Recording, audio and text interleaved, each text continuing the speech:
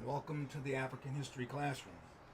I'm your classroom teacher, Professor Hicks, and today we're here for our final broadcast with our topic still as Egypt Revisited and making sense or trying to bring understanding to the three images that I left on my site this week.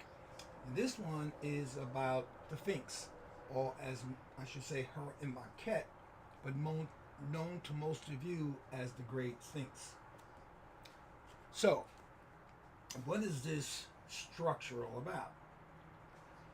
Kemet has long been regarded as a land of many mysteries. We spoke about that before. But one of the most enigmatic structures which has baffled mankind throughout the ages is the statue called the Sphinx.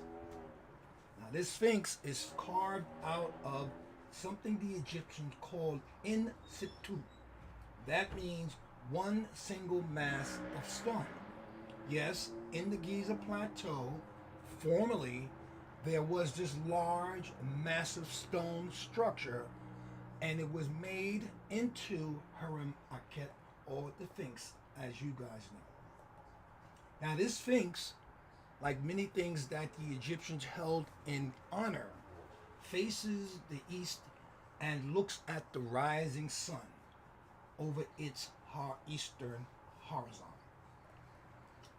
Now, the Sphinx is the largest and oldest monument ever sculptured from a single rock. Yes, the oldest, but not the only one, because there are several structures in Egypt that have been hewn out of solid rock. And I'm sure you might have seen some other structures throughout, maybe on Facebook somewhere, where out of a single piece of rock, monuments are carved. Lalibela brings to mind one. This Sphinx has a head of a person and the body of a reclined lion, ergo the paws laying in this repose. As late as the 18th dynasty, circa about 1550 before the current era, this monument was called Her-Imhotep, meaning Heru over the horizon. Heru over the horizon.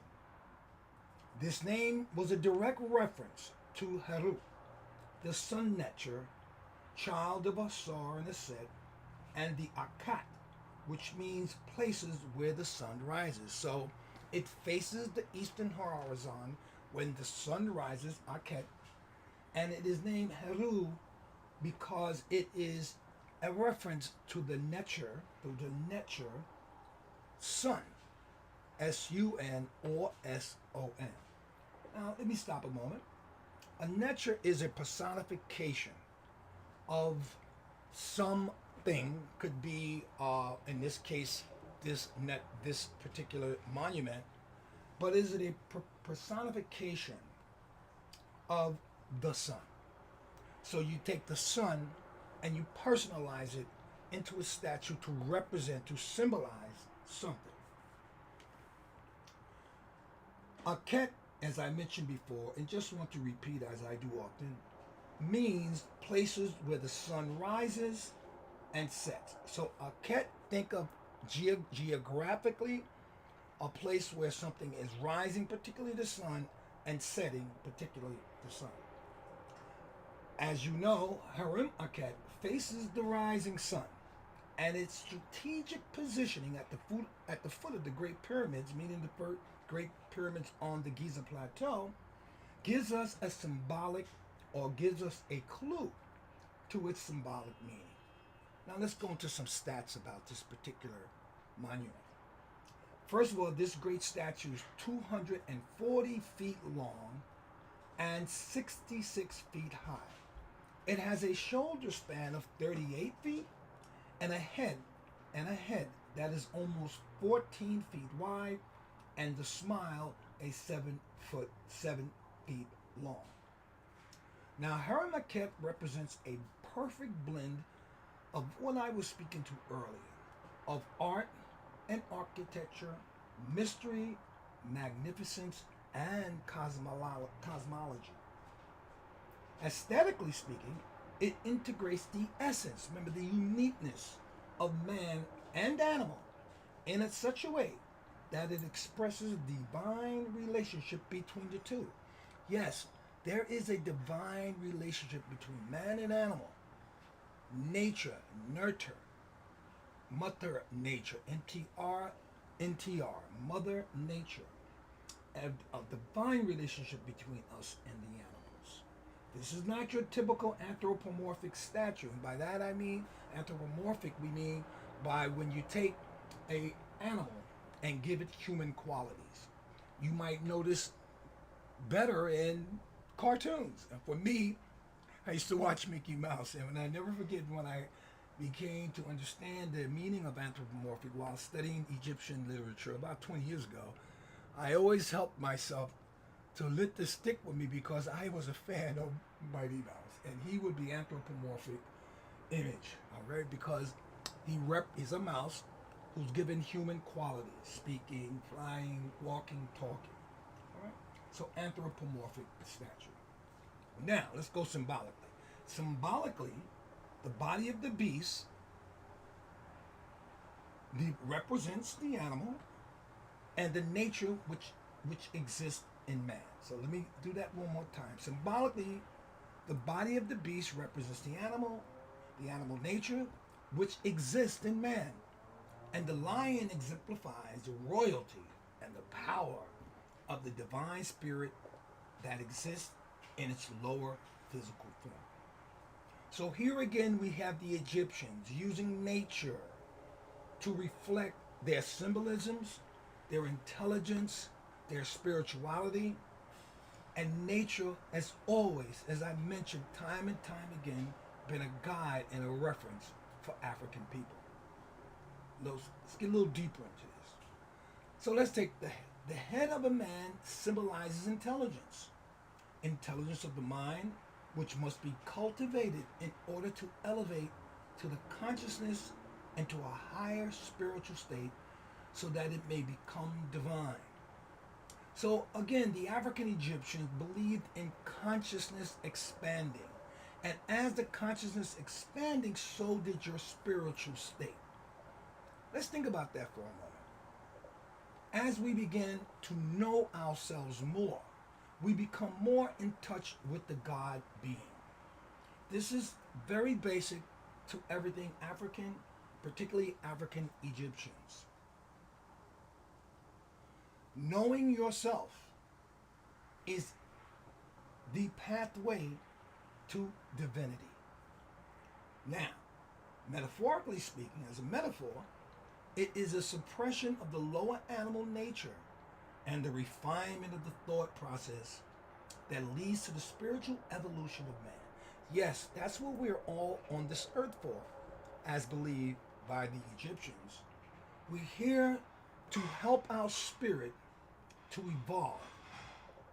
We are men, but we are also God having a human experience. In order to reach that God within us, we must expand our conscious, which helps us, leads us, I should say, to a spiritual evolution where we can at one time and at some time become divine. Spiritually speaking, though, it is only by conquering the beast within us that one is capable of truly knowing God. And there go the Egyptian thought that you will find many times when reading Egyptian literature, which says, know thyself. Again, the mind being able to control the body is similar to our emotions versus our thinking. And how many times have you heard the saying that one must control his emotions in order to have rational thinking? Control. Control over one's thoughts, control over one's passion. This was the ultimate achievement in Egyptian theories and Egyptian practices. All right, so there you go with Hurmaket. That's basic with little details in it.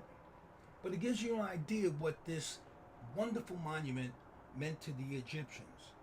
If you go a little further and look into the Sphinx and read it and find out what this means, meaning the Sphinx, you will understand that, again, the European colonizers did not understand Egyptian thoughts, did not understand Egyptian philosophy, though they were time and time again trained to do so. They were not able to concept this. I believe it has a lot to do with Ubuntu, humanity.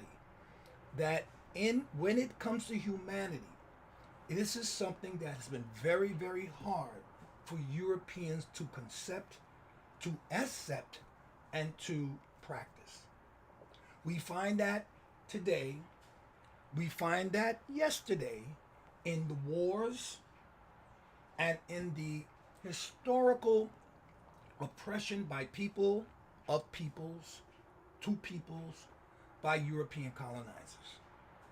It appears to me, that this particular Ubuntu, or this humanity that is found in many of the Egyptian monuments as well as other African spiritual monuments and artifacts, that this humanity is something that was intrinsic to African people, but very misunderstood and not accepted by Europeans.